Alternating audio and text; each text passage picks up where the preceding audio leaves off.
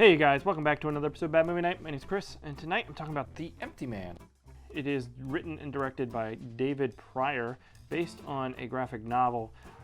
This is David Prior's first feature film, but he does seem to have quite a bit of experience in filmmaking based on his IMDb credits. So this movie is kind of difficult to explain what it's about. It's basically like three movies kind of smushed together, and it's based all around this legend of the Empty Man. And we're going to get to what the legend is later on in the review, because it's kind of stupid. But the movie branches out and gets very ambitious, and you follow one character as he's trying to track down this missing girl, which intertwines with a cult and the Quiet Man legend, and some other hijinks ensue. So, did I enjoy this movie? Kinda. I think there's a lot to like about this movie. I mean, I said David Prior seems to have a lot of experience in filmmaking.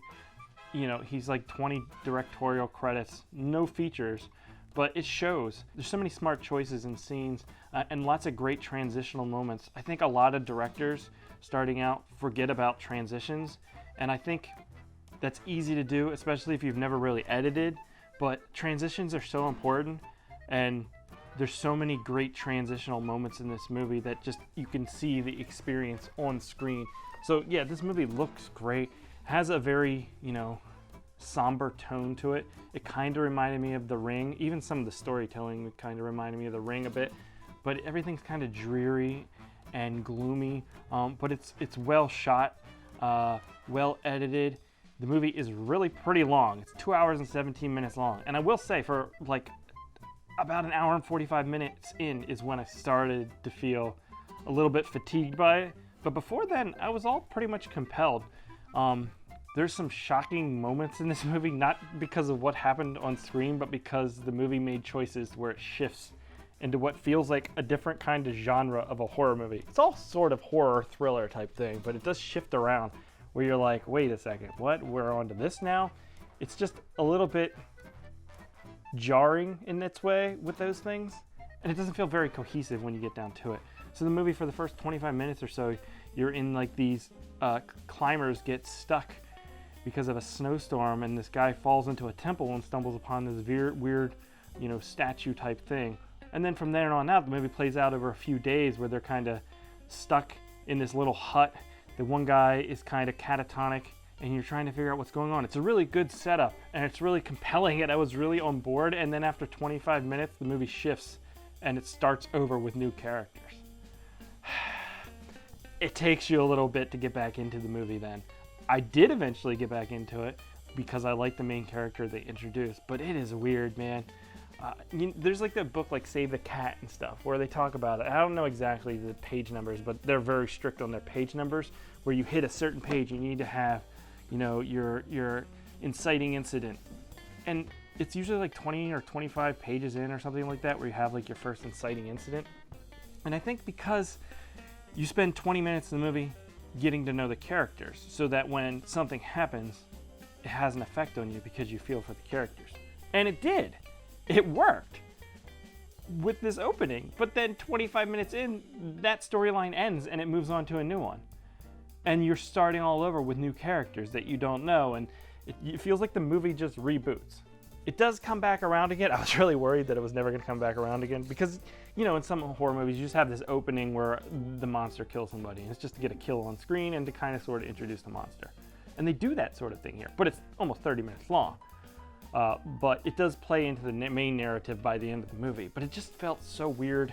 And it happens again later, not as jarring, but the movie shifts between what feels like this weird survivally psychological thing into like an hour or 45 minutes worth of like teen like ghost movie where you're now with like 5 teenagers and they're talking about this local legend. And we can get into this local legend because I wrote it down. This is the legend. Are you sure you're ready? If you go to a bridge after dark and find an empty bottle, if you blow in it and think about him, something bad happens. What the fuck? But I will say, it does lead to some really great bottle-blowing action scenes. So much bottle blowing in this movie. If that's what you're into, there you go.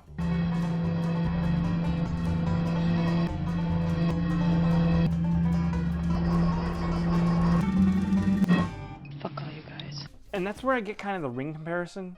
There's just really no rules to this thing. It's you blow in a bottle on a bridge and then in 3 days you die. And so there's no way to combat this thing. And I get that like in the Ring, that was the whole plot of the movie, was trying to uncover how to stop this. And in this, it's not. It's the side story. The main story is this cop trying to find this girl. So it's a little frustrating because you don't really understand how it works, and I guess you don't need to, but it just leads to random deaths. And the deaths in this movie, besides the opening ones, feel kind of cheap because the movie does feel a lot more mature than your typical teen, supernatural movie. It does have some themes in this movie that are, like I said, mature.